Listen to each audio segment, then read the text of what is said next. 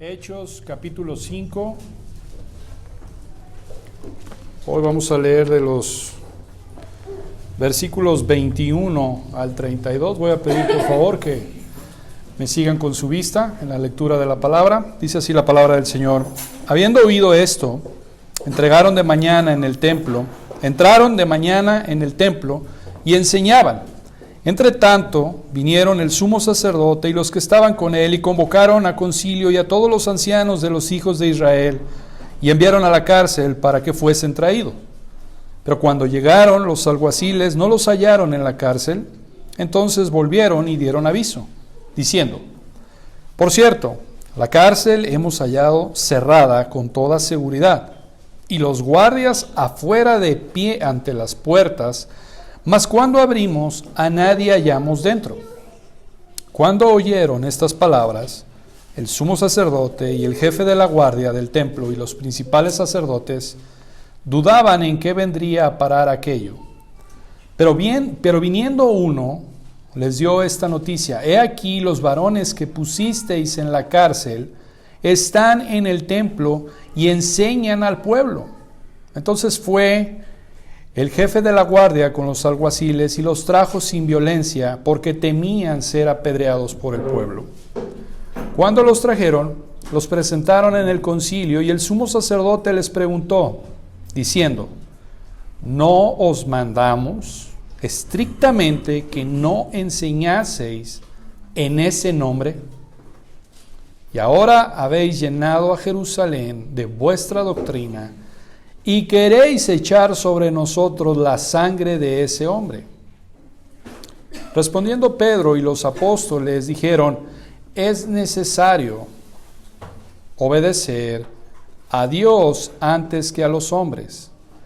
El Dios de nuestros padres levantó a Jesús, a quien vosotros matasteis colgándole en un madero. A este Dios ha exaltado con su diestra por príncipe y salvador, para dar a Israel arrepentimiento y perdón de pecados.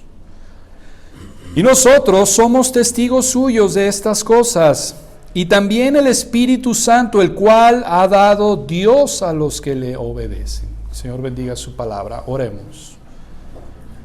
Gracias te damos, Señor, hoy en esta tarde.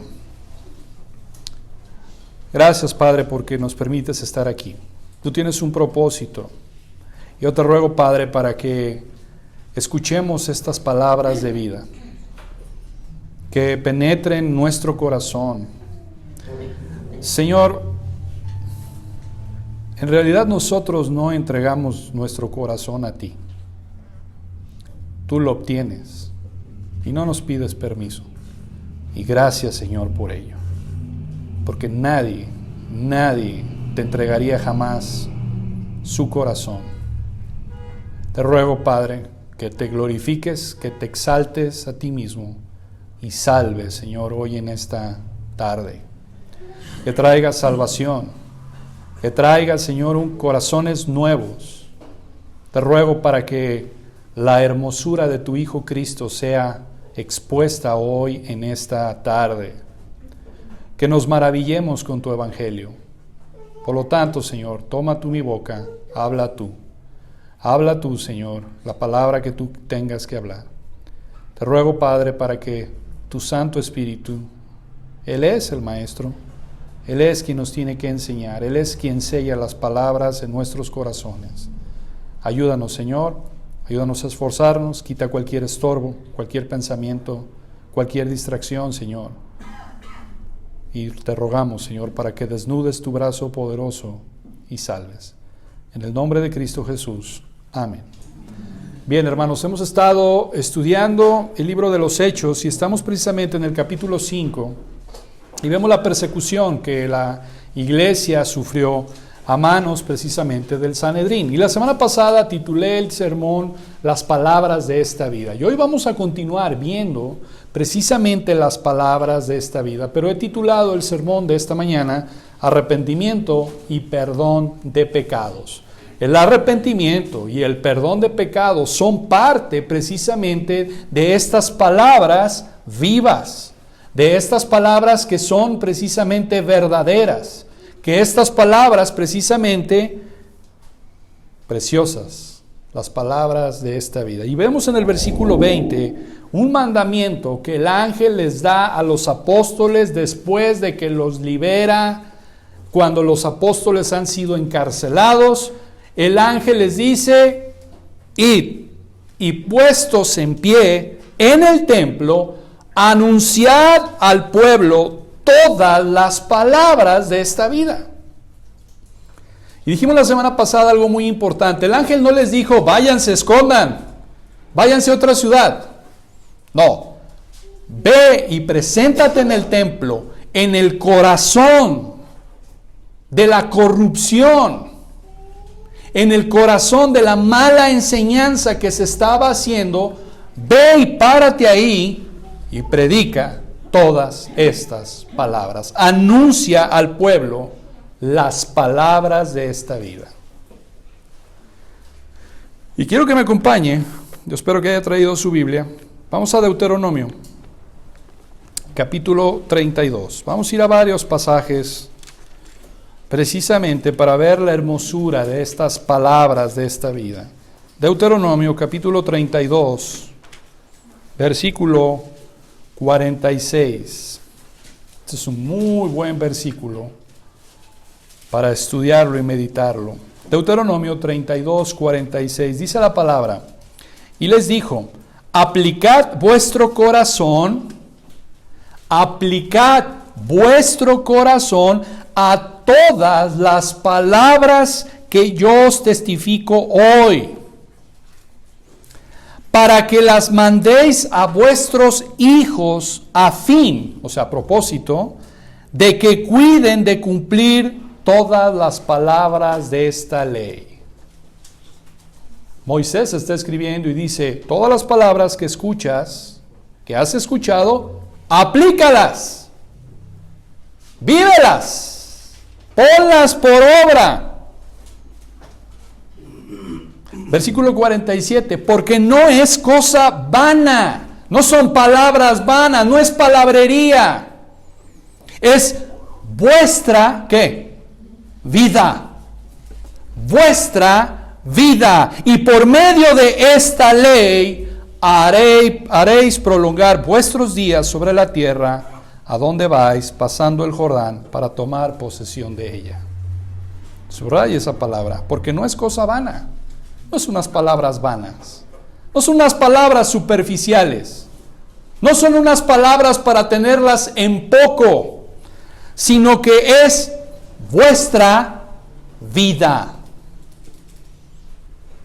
Esta es vuestra vida, la palabra de Dios. Aplícalas, vívelas. No puedes escuchar las palabras de Dios, no puedes leer las palabras de Dios y no vivirlas. Tienes que vivirlas. Por eso Moisés dice: aplícalas, vívelas, porque por medio de esta ley haréis prolongar vuestros ¿qué? Vuestros días. Vamos a Hebreos. Capítulo 4, versículo 12. Porque la palabra de Dios es, ¿qué?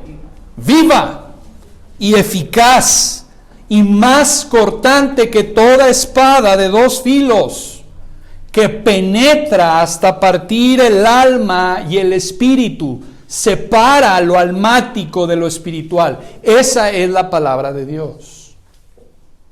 Las coyunturas y los tuétanos, y discierne los pensamientos y las intenciones ¿de qué?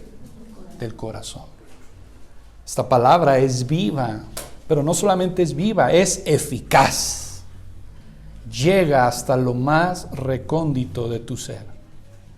Es una palabra viva, no es una palabra muerta, no es una palabra cualquiera. Acompáñame al libro de los Salmos. Salmos, capítulo 119, versículo 105. Salmos 119, 105. Dice: lámpara es a mis pies, ¿qué? tu palabra. ¿Y lumbrera a qué? A mi camino. Lámpara es a mis pies tu palabra y lumbrera a mi camino. ¿Sabe una cosa, hermanos? Sencillo. Cuando nosotros estamos viviendo la palabra de Dios, cuando la palabra de Cristo mora en nosotros, cuando la palabra de Cristo está habitando nuestro corazón y nosotros estamos en esa palabra también viviendo, son palabras de vida, son palabras de transformación. Ese es nuestro triunfo. Ese es cuando hay crecimiento espiritual. ¿Por qué no hay crecimiento? ¿Por qué no hay poder en la iglesia hoy en día? ¿Por qué vivimos esclavizados del pecado? ¿Por qué vivimos esclavizados de nosotros mismos? Y ahí póngale usted lo que usted quiera. Drogas, alcohol, trabajo,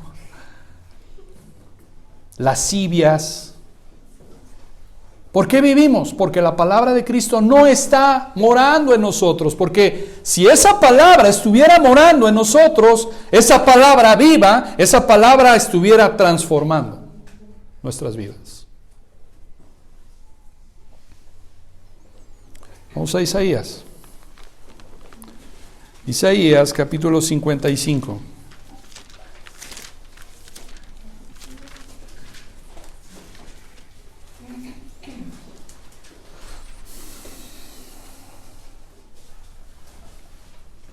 Isaías 55:10.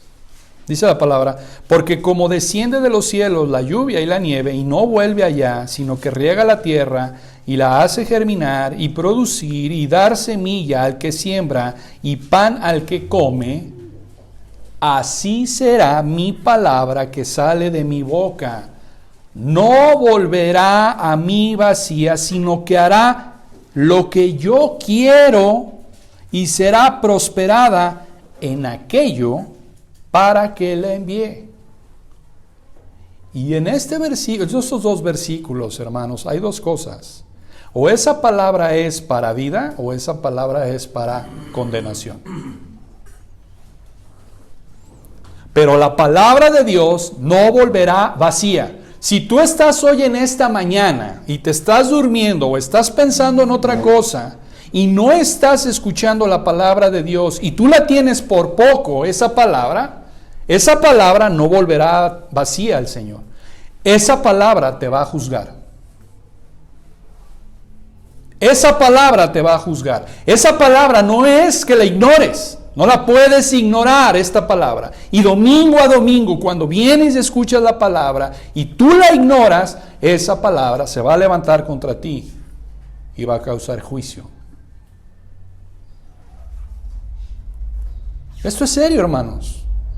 Esto es serio, tiene implicaciones serias.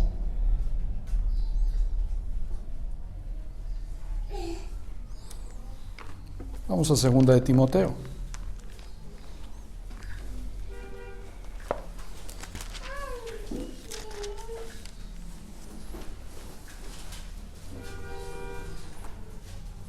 Esto es lo mejor que podemos hacer cuando escuchamos la palabra. 2 de Timoteo, capítulo 2, versículo 15. Esa es la responsabilidad que tenemos cuando escuchamos la palabra de Dios. Procura con diligencia presentarte a Dios, aprobado como obrero, que no tiene de qué avergonzarse, que usa bien la palabra de verdad. Esta palabra usar es trazar. Que traza bien la palabra de verdad, que usa bien la palabra de verdad. Esta es tu responsabilidad, esta es mi responsabilidad. Preséntate con diligencia. Cuando oigas las palabras de Dios, sé diligente. Muévete, aplícalo, obedece, corta, deja, pon, dependiendo del mandamiento que sea. Sé diligente, no lo digas, sí, está muy bien. Sí, está bien, pero no lo hago.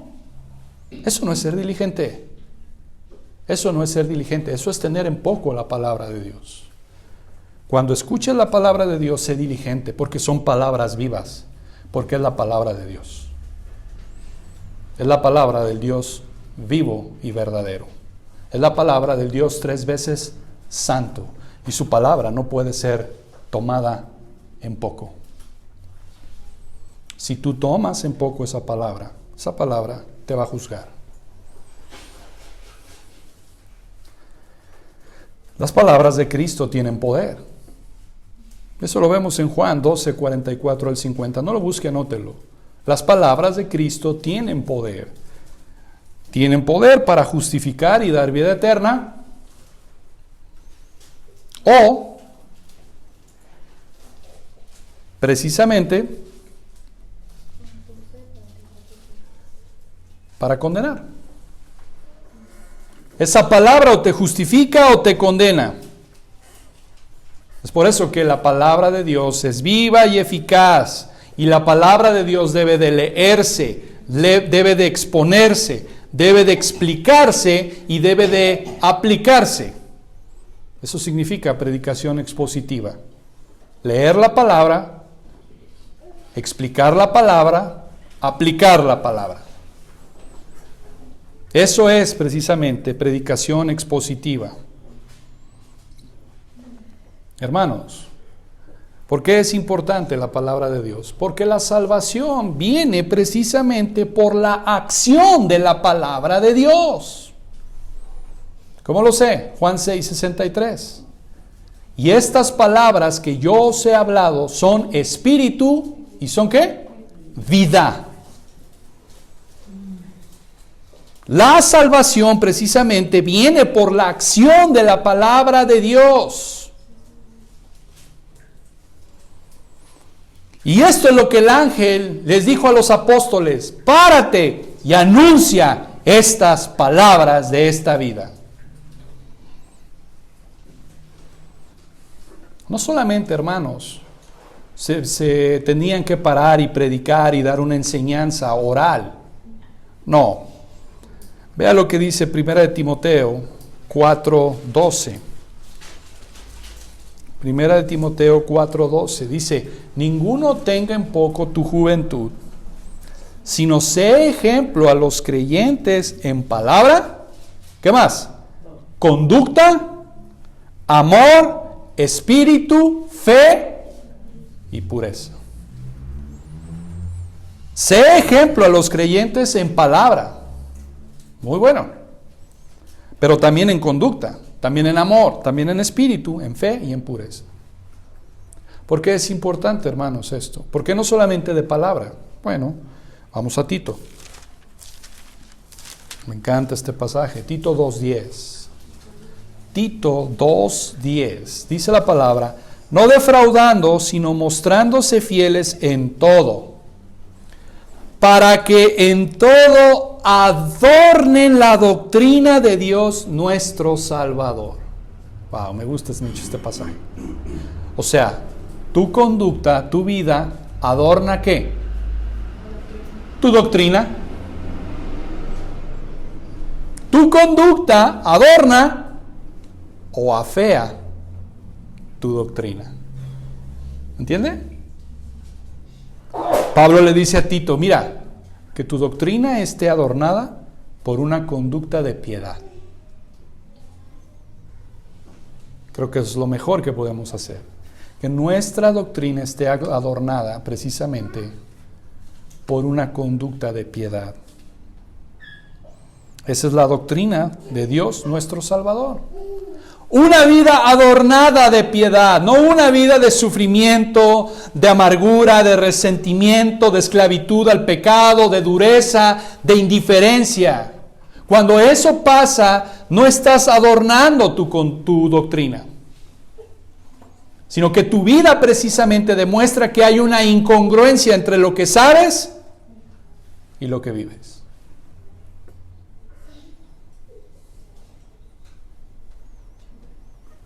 Por eso, regresando a Hechos, versículo 21, dice: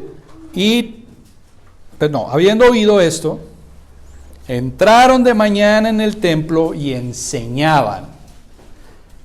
Obediencia a cualquier precio. Eso es lo que yo veo de los apóstoles. Obedecieron a Dios, no importa el precio. No importa que los líderes religiosos les hayan dicho: no te quiero volver a ver que prediques aquí. Ellos dijeron, no me interesa lo que tú dices, yo voy a obedecer a Dios. Obediencia a cualquier precio. Anunciar el evangelio de vida a cualquier precio. No importa el costo. Se les ordenó que dieran un mensaje de vida y eso fue lo que hicieron los apóstoles. Fueron y muy de mañana, dice, entraron de mañana en el templo. No se esperaron a las 12, no se esperaron a las 6, no se esperaron hasta el último. No, temprano fueron. ¿Durmieron estos apóstoles? Muy probablemente no durmieron.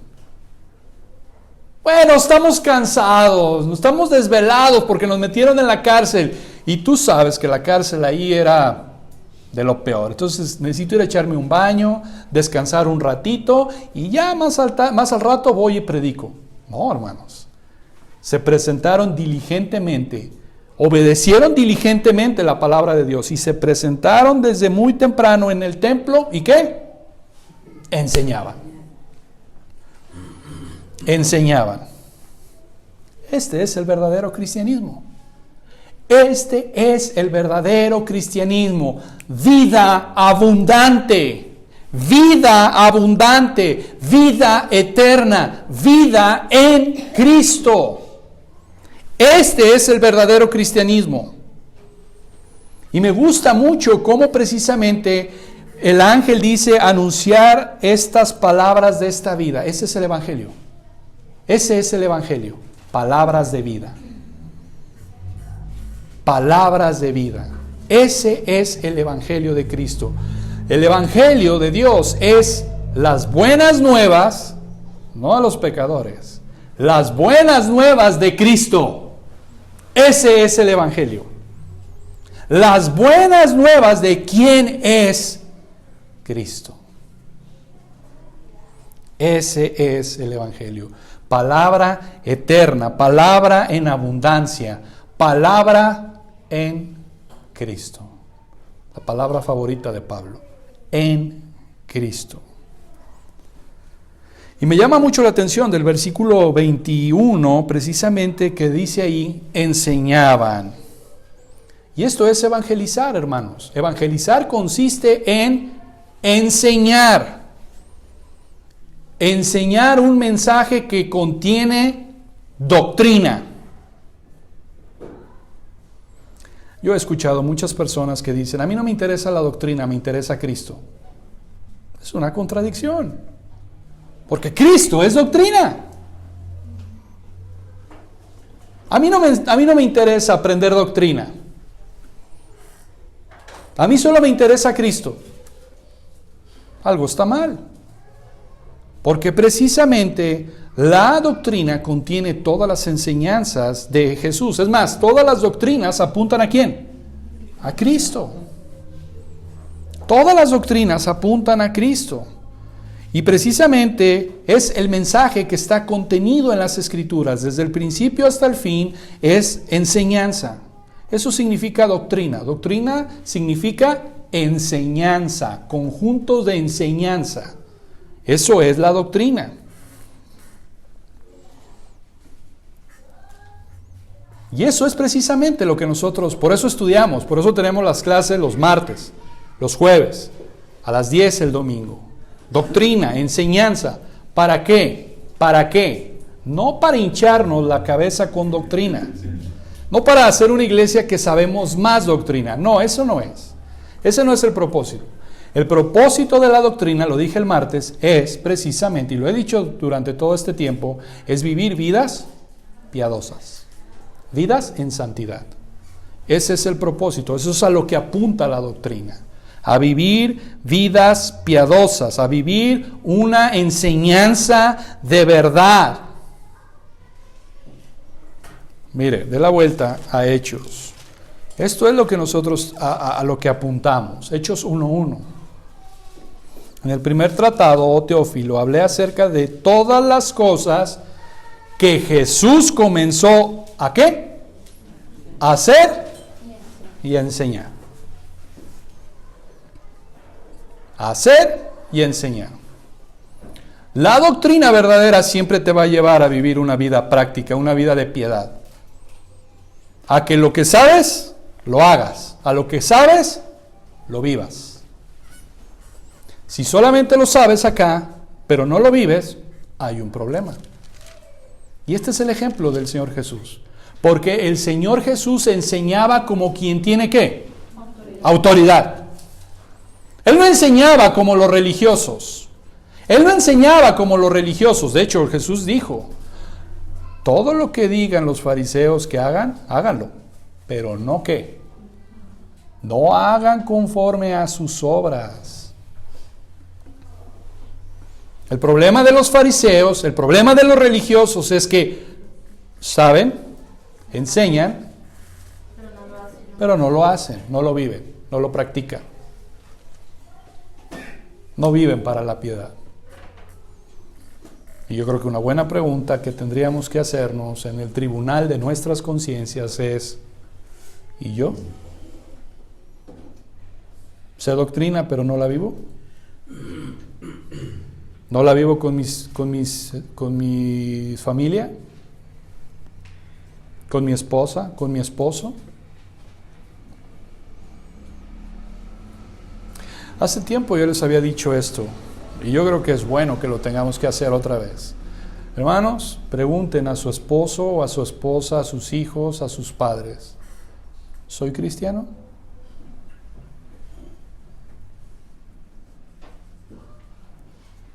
¿Vivo lo que sé? Es un buen termómetro. ¿Para qué? Para no engañarnos. No os engañéis. Dios no puede ser burlado. Pues todo lo que el hombre ¿qué? Siembra, eso va a cosechar.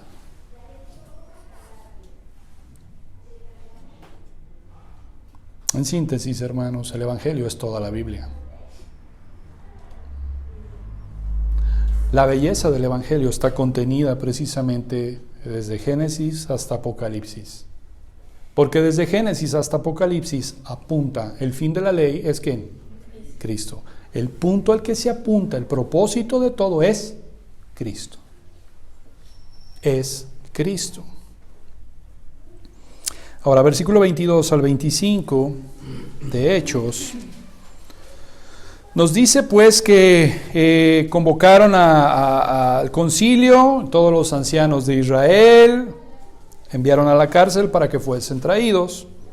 Pero cuando llegaron al alguacil no los hallaron en la cárcel, entonces volvieron y dieron aviso diciendo, por cierto, la cárcel hemos hallado cerrado con toda seguridad y los guardas afuera de pie ante las puertas, mas cuando abrimos a nadie hallamos dentro.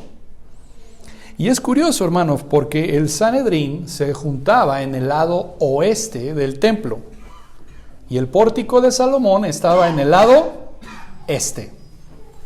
Mientras el Sanedrín estaba acá deliberando y queriendo traer a los apóstoles estaban del otro lado predicando, enseñando. ¿Cómo sucedió esto? ¿Cómo sucedió esto? Me encanta el detalle del enviado que dice, la cárcel hemos hallado cerrada con toda seguridad. Y los guardas afuera de pie ante las puertas, mas cuando abrimos, a nadie hallamos adentro.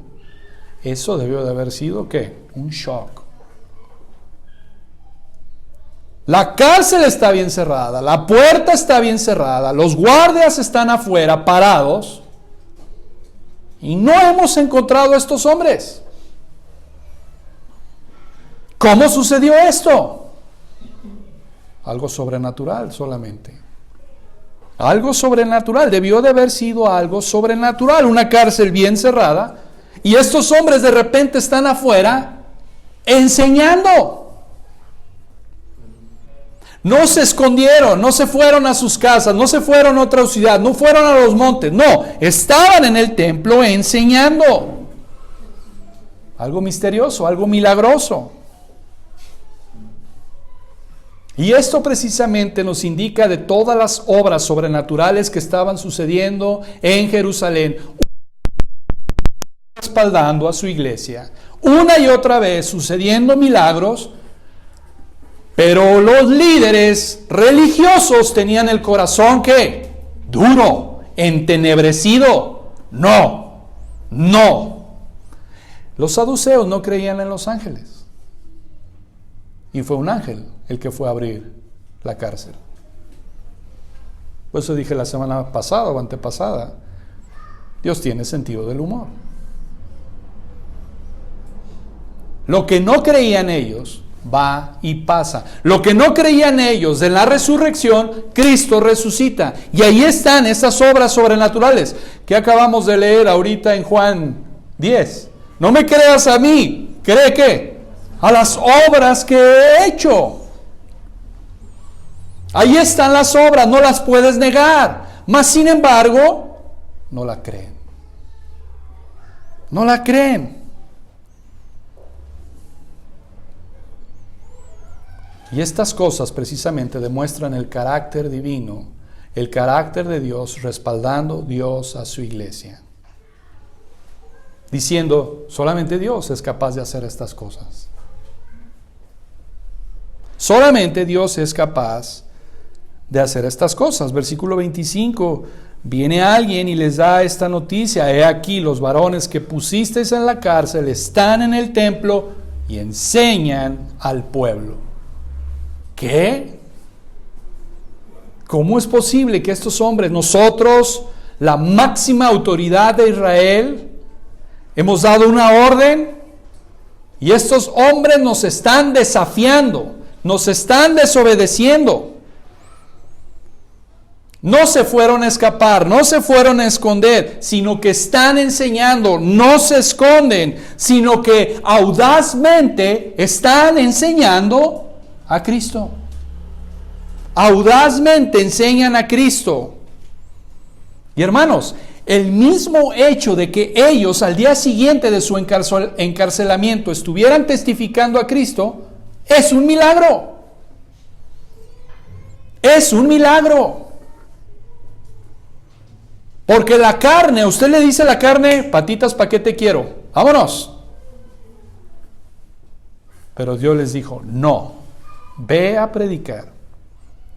Vas a ir a predicar. Toda autoridad me es dada, en el cielo como en la tierra. Ve y predica. El mismo hecho de que ellos estuvieran predicando al día siguiente de su encarcelamiento es un milagro de Dios. Es un milagro de Dios. Versículo 26. Entonces fue el jefe de la guardia con los alguaciles y los trajo sin violencia, porque temían ser apedreados por el pueblo. ¿Usted entiende este versículo?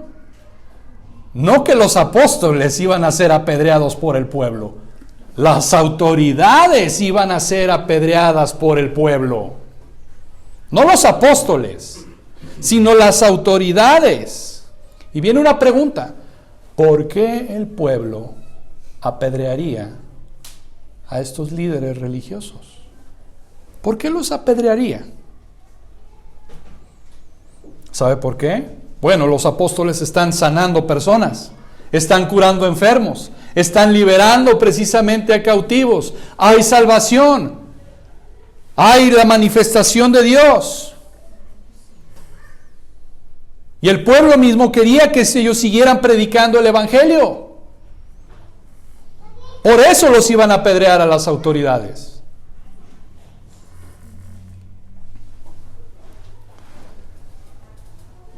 Pero sabe una cosa también: el pueblo tenía mucho resentimiento hacia sus líderes. Tenía mucho resentimiento hacia sus líderes, hacia los ancianos. Les molestaba que el Sanedrín fuera tan corrupto.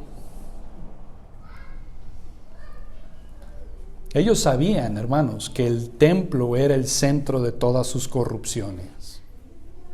Ellos sabían toda la corrupción. Por eso, Señor Jesús, cuando llega al templo y voltea las mesas con los cambistas, ¿qué dijo Jesús? ¿Qué le dijo Jesús precisamente a los líderes del templo? ¿Qué les dijo?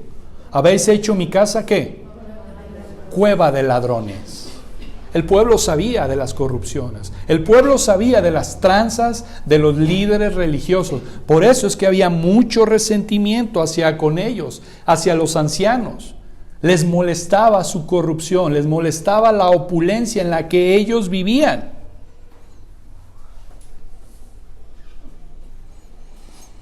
Versículo 27 y 28.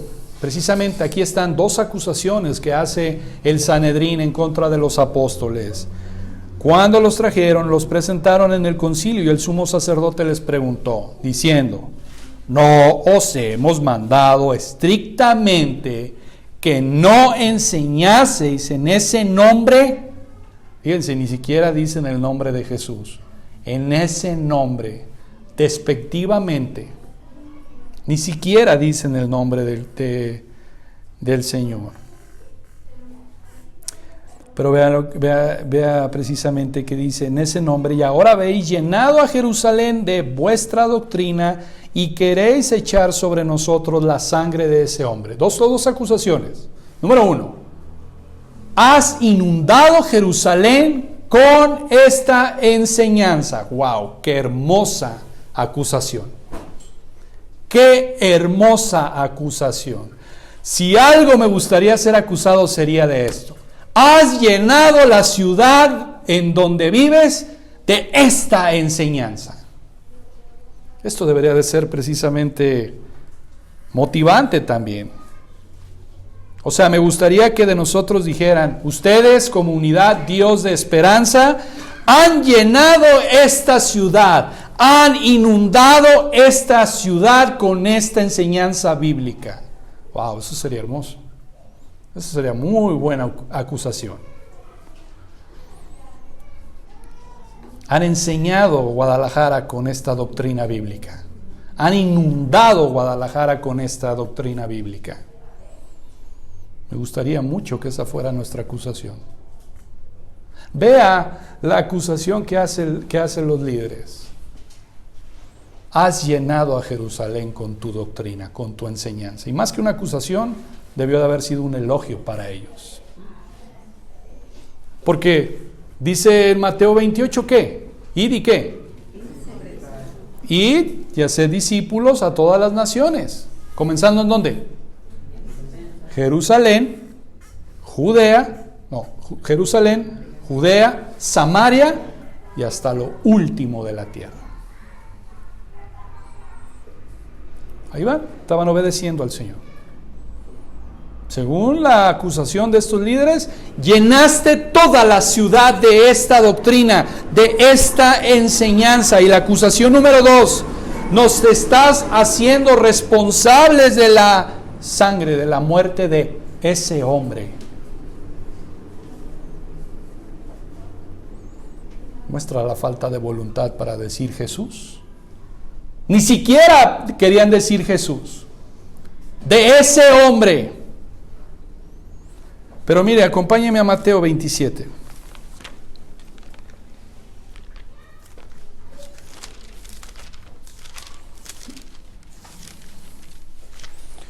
Pedro no los está acusando sin fundamento. Mateo 27, versículo 25. No los está acusando sin ningún fundamento. Dice, y respondiendo todo el pueblo dijo, su sangre sea sobre nosotros. ¿Y sobre quién? Nuestros hijos. Pedro no los estaba acusando falsamente. Ellos mismos dijeron, su sangre sea sobre nosotros y sobre nuestros hijos. Claro que Pedro los responsabiliza. Claro que Pedro los acusa y los hace responsables de la muerte de Jesús. Claro que Pedro no iba a perder la oportunidad, no iba a rebajar el evangelio. Lo seguía acusando audazmente. Ustedes mataron al autor de la vida. Ustedes mataron a Jesús. Y ustedes dijeron, su sangre sea sobre nosotros. Pero Pedro precisamente responde. Es necesario obedecer a Dios antes que a vosotros. Es necesario obedecer a una autoridad superior que la de ustedes. Es necesario. Debemos de obedecer a Dios antes que a los hombres. Esta era la simple realidad. Esta era la simple realidad. Nosotros obedecemos a las autoridades, claro, ya que las autoridades han sido puestas por Dios, definitivamente. Pero nuestra obediencia llega hasta donde las autoridades se meten en conflicto con Dios. Cuando hay una controversia, es necesario obedecer a Dios antes que a las autoridades.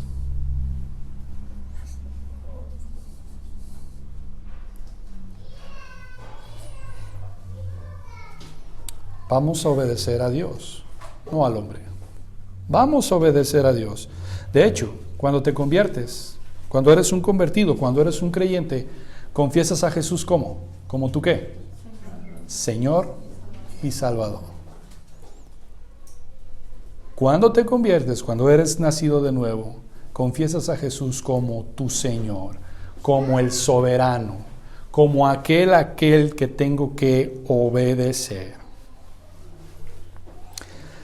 Versículo 30. El Dios de nuestros padres levantó a Jesús, aquí está, a quien vosotros matasteis colgándole en un madero. Pedro precisamente los vuelve a acusar y les predica la resurrección, y los saduceos no creían en la resurrección. Ustedes desobedecen a Dios, nosotros obedecemos a Dios. Ustedes lo mataron, Dios lo levantó. Ustedes odian a Jesús. Vea esto, ni siquiera dijeron Jesús, dijeron ese hombre. Demuestra, hermanos, eso demuestra el odio que tenían hacia Jesús.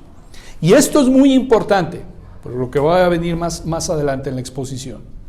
Estos hombres odian a Jesús. Aborrecen a Jesús, no toleran a Jesús.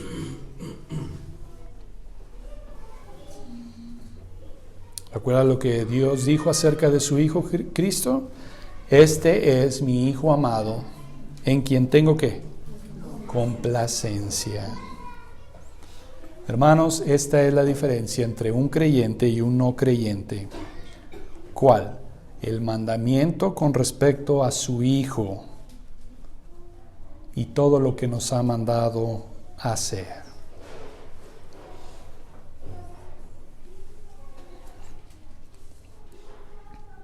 Versículo 31. A este Dios ha exaltado con su diestra por príncipe y salvador. ¿Para qué?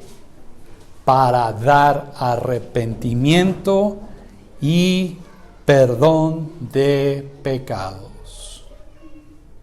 Y aquí es donde empieza la prédica. Hermanos, como ya lo hemos dicho anteriormente, arrepentimiento es un ¿qué? ¿Cambio de qué? Cambio de mentalidad con respecto al pecado. Pero también cambio de mentalidad con respecto a Jesús. Es un cambio de mentalidad con respecto a Jesús. En el pecado hay que dejarlo. Lo que antes amaba de mi pecado, lo dejo. Con respecto a Jesús, al que antes lo odiaba, ahora veo su belleza, reconociéndolo como mi Señor y mi Salvador. Eso es arrepentimiento.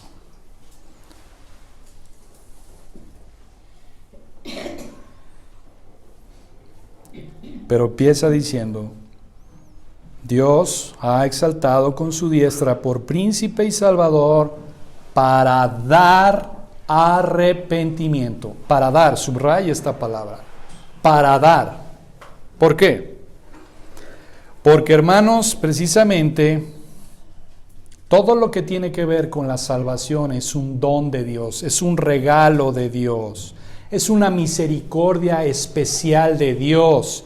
El dar arrepentimiento a los hombres es una gracia de Dios. Él es quien lo tiene que dar. El hombre no genera el arrepentimiento. El arrepentimiento viene de Dios, proviene de Dios. Dios es quien da el arrepentimiento. Eso es lo que está diciendo este pasaje. Para dar arrepentimiento. Si Dios no me da el arrepentimiento, yo no me puedo arrepentir, aunque soy mandado a hacerlo. Hechos 17:30. Dios manda a todos los hombres a que se arrepientan. Dios hace responsable al hombre de que se arrepienta, pero el arrepentimiento es un regalo de Dios, es un don de Dios. Para dar arrepentimiento.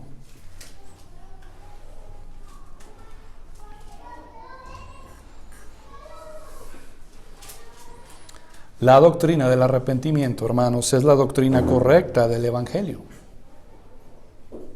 No voy a entrar en los 3 elementos del arrepentimiento, ya lo he dicho muchas veces, es conocimiento, asentimiento y voluntad. Ya lo he explicado anterior, no lo voy a explicar hoy. Esos son los 3 elementos del arrepentimiento. Y hermanos, esto es muy importante. Esta semana estuve platicando con una señora que cayó en adulterio. Y nosotros la conocemos a este matrimonio. Y fue un shock también para nosotros. Y el punto al que hablamos acerca del arrepentimiento era este.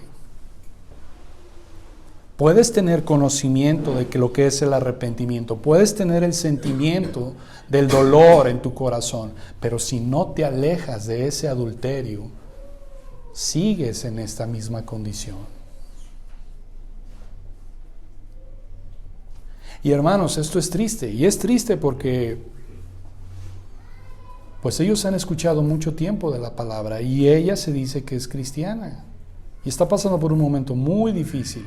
Pero a lo que voy con todo esto, hermanos, es el arrepentimiento verdadero es un cambio de actitud. No es llorar. No solamente es llorar, no solamente es sentirme mal. El arrepentimiento verdadero precisamente involucra la parte volitiva, la parte de apartarme de ese pecado, de correr de ese pecado, de alejarme de ese pecado. No es llorar el pecado estando en el mismo pecado, sino llorar el pecado alejándote de él. Eso es arrepentimiento. Eso es un cambio de actitud. Ese es un cambio de mentalidad. Y como lo hemos visto los martes, hermanos, realmente en las tentaciones es donde se separa el verdadero cristiano del falso. ¿Qué estás haciendo con tus tentaciones? ¿Estás cayendo en ellas? ¿Estás abriéndole la puerta al diablo como Efesios 4 lo menciona?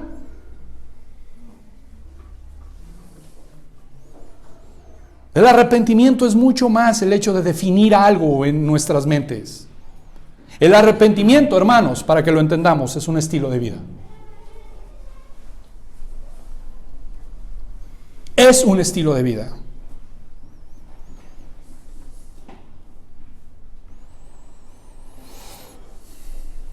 Las palabras arrepentirse y arrepentimiento aparecen aproximadamente 56 veces en el Nuevo Testamento. 56 veces aparece en arrepentimiento. Hermanos, el arrepentimiento fue el tema principal de la predicación de Juan el Bautista. Fue el tema principal. Lo podemos ver en Mateo 3:2. Las primeras palabras en el ministerio público de nuestro Señor Jesucristo fueron: arrepentíos, porque el reino de los cielos se ha acercado. Esas fueron las primeras palabras. No fue: Dios tiene un plan maravilloso para ti, Dios te ama. Jesús comenzó su ministerio diciendo: arrepentíos.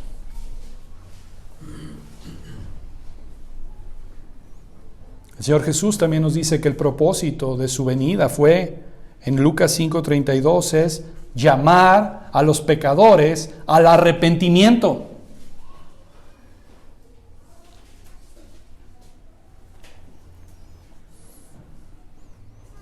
Y quiero que sepa algo, hermano. Tú no puedes tener una relación correcta con Dios si no estás viviendo en arrepentimiento. En arrepentimiento y confesión de pecados.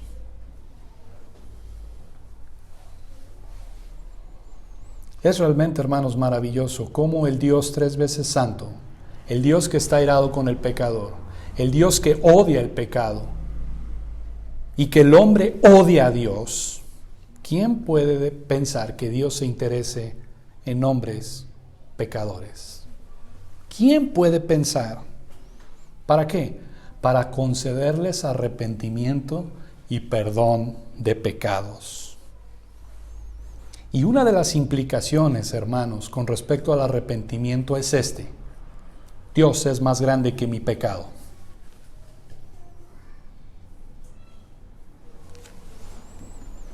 Rápidamente, acompáñenme a Salmo 86, 5. El versículo favorito de Chloe, de mi hija Chloe. Porque tú, Señor, eres bueno y perdonador y grande en misericordia para todos los que, ¿qué? Te invocan.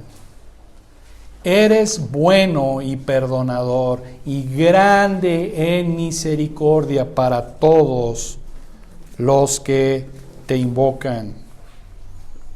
Dios es más grande que mi pecado. Dios es mucho más grande que mi pecado.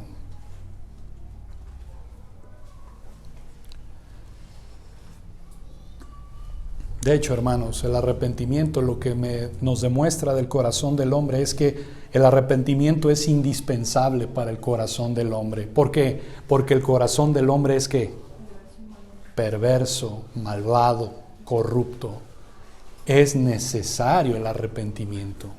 Es indispensable para el corazón humano. Es una bendición. Es una bendición tener arrepentimiento en nuestros corazones. ¿Usted escuchó? Es una bendición poder arrepentirse de sus pecados.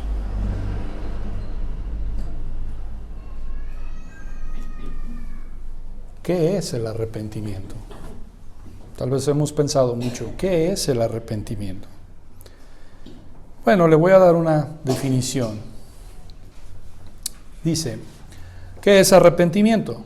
Es una gracia salvadora que es operada en el corazón del pecador por medio del Espíritu Santo y la palabra de Dios, que le hace entender no solamente lo odioso, lo inmundo de su pecado, pero escuche bien esto también. El arrepentimiento no es solamente ver lo odioso, lo sucio, lo contaminante que es el pecado, sino también la belleza de Cristo. Su santidad, su rectitud, amor genuino por Cristo. Eso es arrepentimiento. Eso es arrepentimiento. Arrepentimiento es ver la hermosura de Cristo. Eso es arrepentimiento. Es ver la hermosura de Cristo. Es ver el precio de la sangre de Cristo derramada. De ver que esa sangre es digna. De ver que esa sangre es suficiente para el rescate de mi alma. De que esa sangre es digna del rescate del peor de mis pecados. Sabiendo que ahora sé que soy aceptado por Dios, no por lo que yo soy, sino por el valor de la sangre de Cristo. Sino por el valor que Dios puso en la sangre de Cristo, en la intercesión de Cristo, en la obediencia de Cristo. Ver la hermosura de Cristo es contemplar la obra de Cristo, contemplar la persona de Cristo, el precio, el valor de su sangre. Eso es lo que le da descanso a mi alma.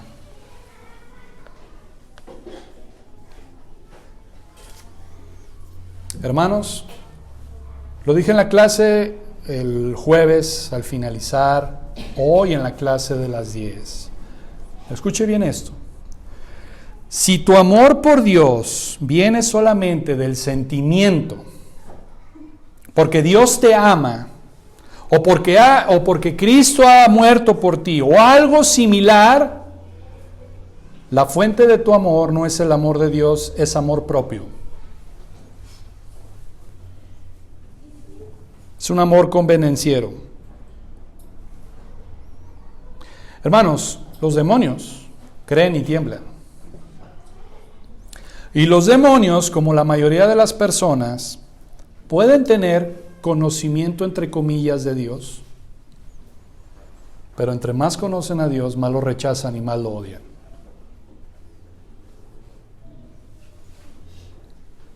¿Por qué? ¿Por qué una persona entre más conoce a Dios lo puede odiar y lo puede rechazar? ¿Sabe por qué? Porque ellos no pueden ver su belleza. Ellos no pueden ver la belleza de Cristo. Ellos no pueden ver la hermosura del plan divino de la salvación. ¿Cuáles son los sentimientos correctos? Bueno, una abrumadora, una hermosa anhelo de la santidad de Dios.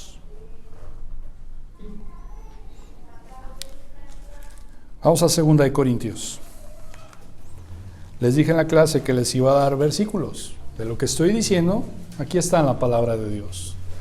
2 de Corintios, capítulo 4. 2 de Corintios, capítulo 4. Vamos a empezar con el versículo 3. Ponga atención a estos versículos. Dice: pero si nuestro evangelio está aún encubierto, no lo puedo ver, está oculto. Entre los que se pierden, está encubierto, está oculto, está cubierto, no lo pueden ver. Los que se pierden no lo pueden ver. ¿Qué? El evangelio. Versículo 4. En los cuales el Dios, con D chiquita, D minúscula, Satanás, el Dios de este siglo, cegó el entendimiento de los incrédulos para que no le resplandezca. Esta palabra es crucial. La luz del evangelio de la gloria de Cristo, el cual es la imagen de Dios. La luz del evangelio. La gente puede entender hechos del evangelio, pero no puede ver la luz del evangelio. ¿Usted entendió? Los demonios conocen el evangelio. Los casi cristianos, que en una predicación mi papá lo citó, y que es bueno sacarlo aquí, los casi cristianos conocen los hechos del evangelio, pero no conocen la luz del evangelio. No conocen la luz del evangelio, que es la gloria de Cristo, que es su santidad, su hermosura. Versículo 6. Porque Dios, que mandó que de las tinieblas resplandeciese, ¿qué? La luz. Dice ahí en Hechos, dice, para dar arrepentimiento. El arrepentimiento es un don de Dios, ¿no es cierto? Acá dice, Dios mandó que de las tinieblas resplandeciese la luz. Si Dios no manda en tu corazón lleno de tinieblas que resplandezca la luz, tú no vas a poder ver la luz.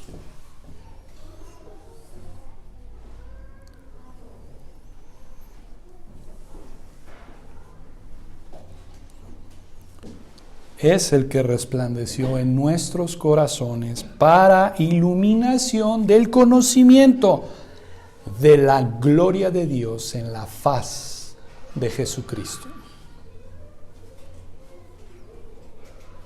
Esa luz brillando en nuestros corazones que nos permite ver la gloria, la belleza, la hermosura de Cristo. Eso es la fe salvadora en Cristo. Eso es el arrepentimiento.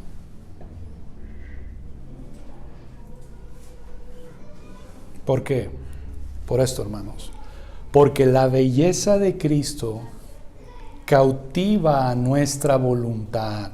La belleza de Cristo cautiva nuestra voluntad y atrae los corazones de los hombres.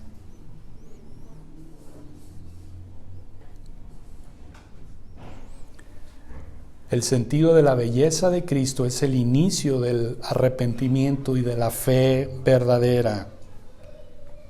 Cuando tú ves la luz de Cristo, provoca en ti nuevos deseos, nuevos afectos, nuevos sentimientos hacia Dios.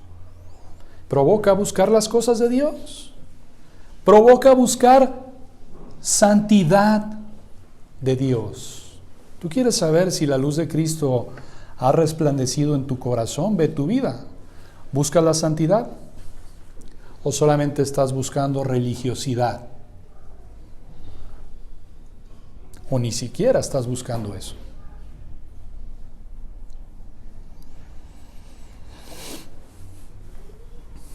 ¿Sabe una cosa? Cuando un corazón ha sido cautivado por la belleza de Cristo,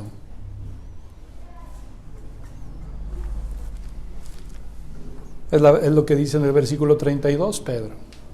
Y nosotros somos testigos suyos de estas cosas, y también el Espíritu, el cual ha dado Dios a los que ¿qué? Le obedecen. Cuando alguien está cautivado por la belleza de Cristo, se traslada en obediencia. Se traslada en obedecer a Dios. Cuando alguien está maravillado de la hermosura de Cristo, es una vida caracterizada por la obediencia. Por eso, hermanos, ¿sabe cuál es nuestro mayor regalo, nuestra mayor bendición que tenemos, los que han nacido de nuevo? Es contemplar la belleza de Cristo. Ahí mismo, vamos a 2 Corintios. Pero versículo 18 del capítulo 3. Por tanto, nosotros todos, mirando a cara descubierta como en un espejo la gloria del Señor, somos transformados de gloria en gloria en la misma imagen como por el Espíritu del Señor. Y recuerden cuál es nuestro primer ministerio, nuestra mayor bendición, nuestro mayor regalo. ¿Cuál es? Contemplar la belleza de Cristo. Capítulo 4, versículo 1. Por lo cual, teniendo nosotros ¿qué? Ministerio. Según la misericordia que hemos recibido, no desmayamos. Este es nuestro mayor bien. Este es nuestro mayor gozo. Ver la imagen de Cristo. Contemplar la belleza de Cristo. Lo dije el jueves, rápidamente. Hermanos, va a haber personas que van a ver a Cristo. Los incrédulos van a ver a Cristo. Sus rodillas van a ser quebradas y a regañadientes van a confesar que Cristo es el Señor. Filipenses 2:11 es lo que dice. Toda rodilla se doblará. Sí, pero hermanos, esas personas no van a ver la hermosura de Cristo. Ellos van a ver su juicio. Ellos van a ver su castigo. Pero ellos no van a ver a Cristo. Por eso es que digo que nuestra mayor bendición, nuestro más grande deleite es ver la luz del Evangelio en la gloria de la faz de Jesucristo. Ese debe de ser tu mayor anhelo.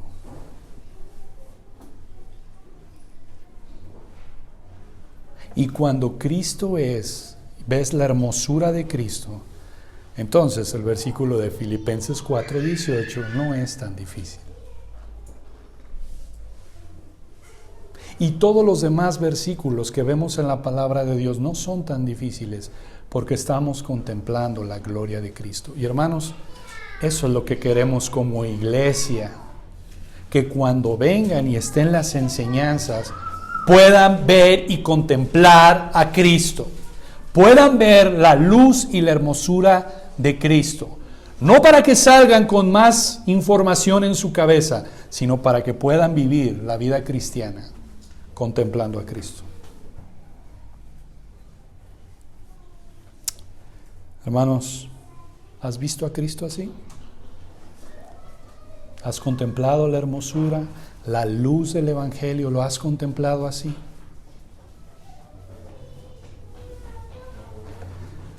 Al estar estudiando me vino una frase y la clamé con todo mi corazón.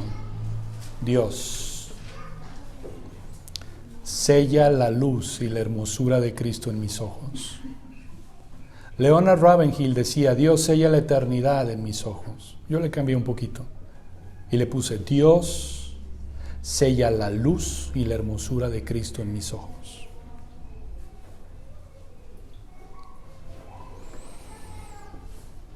Agustín dijo, y esta frase la tengo anotada en mi Biblia, haz, Dios mío, que perciba en ti una dulzura incomparablemente mayor que la de todos los engañosos deleites que antes yo seguía, y así te ame ardientísimamente y cuanto me fuera posible, y que con todas las fuerzas de mi alma me abrace tu mano poderosa, para que me saques victorioso de todas las tentaciones que hasta el fin de mi vida me puedan acometer.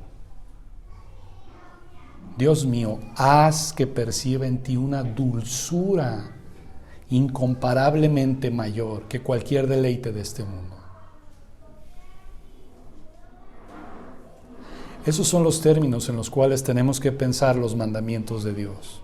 Que los mandamientos de Dios sean dulces a nuestro paladar. Que no sean como una carga, como una imposición, sino ver la hermosura de Dios en cada uno de los mandamientos. Dios es sabio y yo no. Dios es santo y yo no.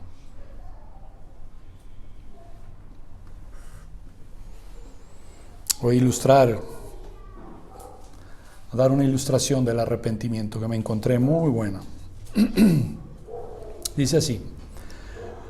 Un hombre llamó una vez a mi amigo Roberts. Lo llamó para leerle una carta que su hija adolescente acababa de dejar para él en la mesa. La carta dice lo siguiente: querido padre y madre, quiero que ambos sepan los últimos días he venido a ver a Jesucristo como mi Señor y Salvador. Le he dado mi vida, mi corazón. Gracias a ambos por ser tan maravillosos padres y traerme a conocer el Evangelio y por llevarme a la iglesia y a la escuela dominical. Me siento tan maravillosa con el cambio en mi vida. Amo a Jesucristo. No puedo decirte esto con palabras porque me rompería en llanto. ¡Qué feliz estoy! Quiero que leas esto en una carta. El padre, lógicamente, ¿qué creen que estaba haciendo? Llorando cuando estaba leyendo esta carta. ¿Qué había pasado? ¿Qué pasó? Bueno, el Espíritu Santo había entrado al corazón de esta joven y evidentemente en el corazón de ella vino el Espíritu Santo para condenarla por su pecado, para mostrarle justicia, juicio y pecado, para que podamos arrepentirnos.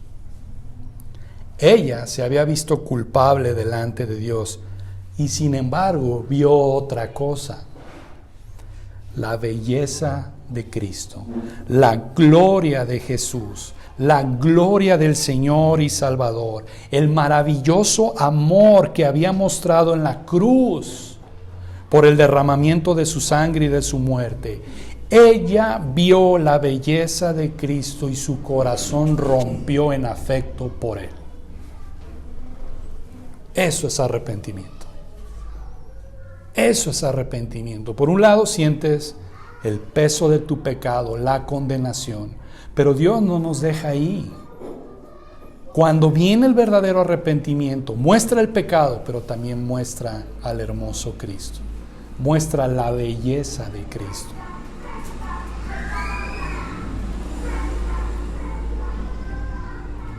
¿Has visto a Jesús así?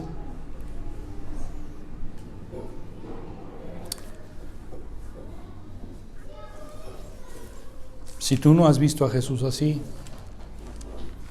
yo no te puedo decir las palabras que tengas que decirle a Dios. Yo no te voy a manipular. No vamos a tocar, no vamos a bajar las luces, no vamos a tocar una música suave para que hagas una oración. No, pero sí te puedo recomendar algo. Argumenta con Dios con este versículo 31. Ve a Dios y dile: tú das arrepentimiento y perdón de pecados. Dámelo. Las palabras de Agustín: Dios, dame lo que pides, pídeme lo que quieras. Lo más sabio que puedes hacer si no te has arrepentido es ir con este versículo delante de Dios y argumentar con Él. ¿No me vas a dar arrepentimiento a mí? Aquí está en tu palabra. Tú eres veraz y todo hombre mentiroso. No lo vas a hacer. No me vas a dar arrepentimiento. Dámelo. Como el ciego Bartimeo: Jesús, hijo de David, ten misericordia de mí. ¿No me vas a dar arrepentimiento a mí? Dame arrepentimiento. Muéstrame la belleza de tu Hijo Cristo. Muéstrame la luz y la hermosura de tu Evangelio. Eso es arrepentimiento.